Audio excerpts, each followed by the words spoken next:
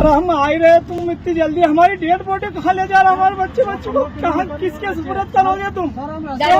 रास्ते में आ गए हम कैसे क्या, हम इतनी दूर से आ रहे हैं, कितनी परेशानी से आ रहे हैं हम, हमारा पूरा परिवार खत्म हो गया। आपको बोल रहे हैं, हाथ जोड़ जोड़ के विनती कर रहे हैं हम, तुम हमारी सुन नहीं रहे हो। कौन के पास जाएंगे सर, हम फेंक के आओगे तुम हमारी डेड बॉडी को? हम के लिए आए हैं, डेड बॉडी के लिए हम आए हैं घर से। हमारी पूरी डेड बॉडी के लिए आए हम। હમણાં સમાચાર ડીસાથી એવા આવી રહ્યા છે કે જે આદિવાસી લોકો ડીસા ફેક્ટરીમાં કામ કરવા આવ્યા હતા, ગઈકાલે બ્લાસ્ટમાં જેનું કમોતે જે છે એણે પોતાની જિંદગી ગુમાવી, એના પરિવારજનો રસ્તામાં છે। 1 કલાકમાં એના પરિવારજનો પહોંચવાના છે, પરંતુ ગુજરાતનું શાસન કંઈક બેરહેમ બન્યું છે। બનાસકાંઠા કલેક્ટર, એસપી બધાની હાજરીમાં પરિવારના સભ્યો પહોંચે એ પહેલા કોઈ એકાદ બે વ્યક્તિ જે હાજર છે એની ઉપર દબાણ કરી અને 10 ડેડ બોડીઝને મધ્યપ્રદેશ એમણે એમ્બ્યુલન્સમાં રવાના કરી દીધી છે।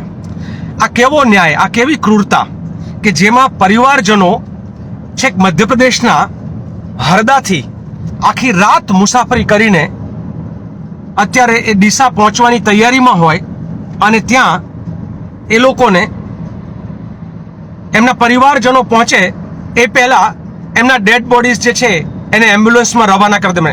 આ કોનું દબાણ છે, કયા પ્રકારનું દબાણ છે ને ગુજરાતમાં કયા પ્રકારની આ તાનાશાહી છે? સામાન્ય રીતે પરિવારજનો આવે એ પહેલા ડેડ બોડી હટાવી ના શકાય।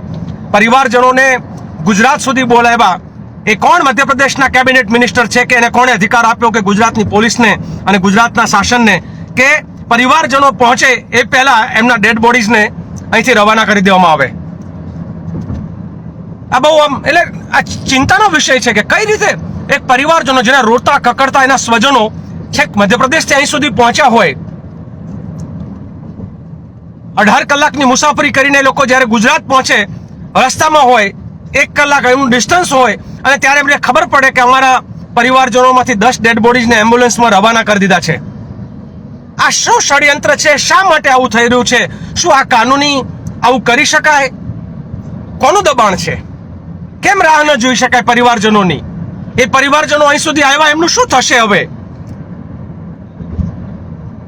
ગુજરાતના મિત્રો, લોકો આ ગુજરાતમાં જે રીતે ચાલી રહ્યું છે એ બહુ ચિંતાજનક છે। વિચારવું પડશે ક્યાંક કશેક ગુજરાતમાં 2002માં એક ઘટના ઘટે ત્યારે આના ડેડ બોડીઝની યાત્રાઓ ગોઠવીને 2-2 દિવસ સુધી એ ડેડ બોડીઝને મોટા શહેરોમાં ફેરવવામાં આવે, જ્યારે અહીંયા આ ડેડ બોડીઝને એના પરિવારજનો એ લેવા માટે અહીં આવ્યા હોય અને એના પરિવારજનો રસ્તામાં હોય અને સરકાર એ ડેડ બોડીને એમ્બ્યુલન્સમાં રવાના કરી દે? સરકાર એવું સમજીને બેઠી છે હવે કે અમે મન ફાવે એમ કરશું, અમારી ઈચ્છા મુજબ કરશું। પરિવારના સભ્યોનો ફોન આવ્યો ત્યારે એ સભ્યો જ કહે છે કે અમે શું કરીએ હવે, અમે તો અહીંયા પહોંચીએ પહેલા ડેડ બોડી રવાના કરી દીધી છે। બહુ દુઃખની વાત છે, એટલે આમ પીડા થાય। તો આમાં તો શું કરી શકાય? સરકારની સામે જાણે પ્રજા બેબસ અને લાચાર હોય એવું દેખાય છે। આવી શું ઉતાવળ હતી?